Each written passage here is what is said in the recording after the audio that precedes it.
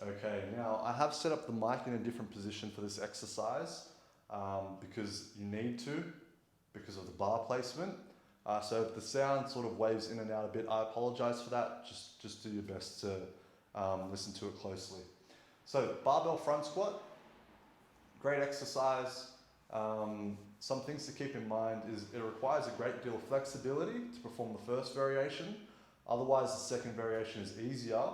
However, what's important to keep in mind with both variations is that if your posture and your balance changes even marginally, you get punished straight away.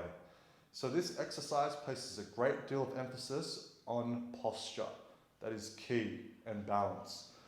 So when performing this exercise, obviously you'd be facing the rack. This is the safest way to do it. Unrack the bar, step back, perform your set.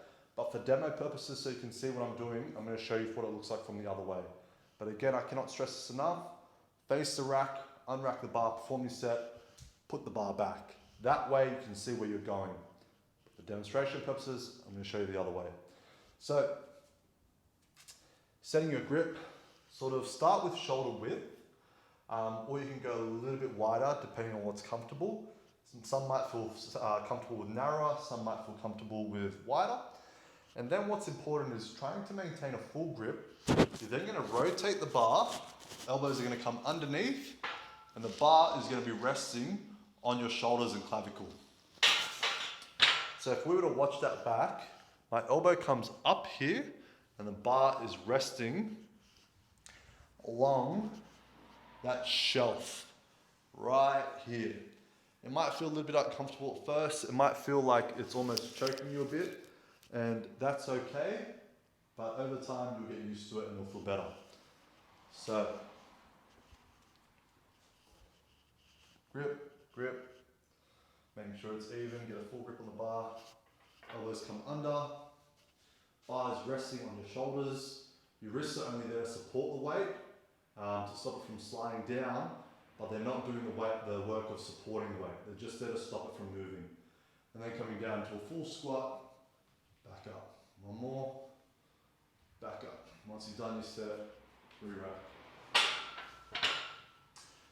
Some other things to keep in mind is it's a small group of the population that actually has the ability to do that. For a lot of you might find that quite uncomfortable. So the second variation was probably going to be better. But don't be afraid to try that first. Like anything with flexibility, it takes time. You develop that skill over time. But the most important thing to keep in mind with that first variation is just really make sure you're keeping your elbows up.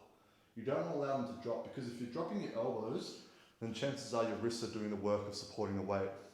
Now, if that first variation is just far too challenging for you and it's not safe, then this second variation is much easier. You're simply going to get underneath the bar, elbows are going to come up, and the bar is going to be resting along that shelf, and your hands are just going to be on top, preventing it from moving. So, just going to come nice and close to the bar, coming underneath, bars in contact with my clavicle, elbows come up, arms come up, hands cross over each other. Make sure I get that bar in nice and deep, stand up, walk forward, feet hip width apart or just outside, toes slightly pointed out, and descending into a full squat. Now you can tell, even with the first variation, like I said, if your balance is slightly off, and if your posture is slightly off, what's going to happen? The bar is going to slide down, and it's going to move away from you straight away. This is why focusing on your balance and your posture is key when performing this exercise. And that's why starting with a lighter weight makes a huge difference in the long run.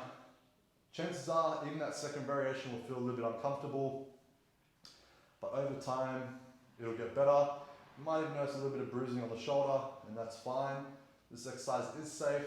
Just make sure you focus on balance and posture, and over time, things will improve. Some other things to keep in mind are focus on full range of motion, so going as deep as you can. You're bracing as you breathe. Brace, hold your breath, and then as you come out of the squat, exhale. And lastly, making sure you're controlling your knees. They should be in line with your toes. If there's excessive caving in or out to the point where your feet are peeling off the ground, reduce the weight so that you can focus on them more so they're not moving around. And lastly, make sure you're pushing through your midfoot. That's all.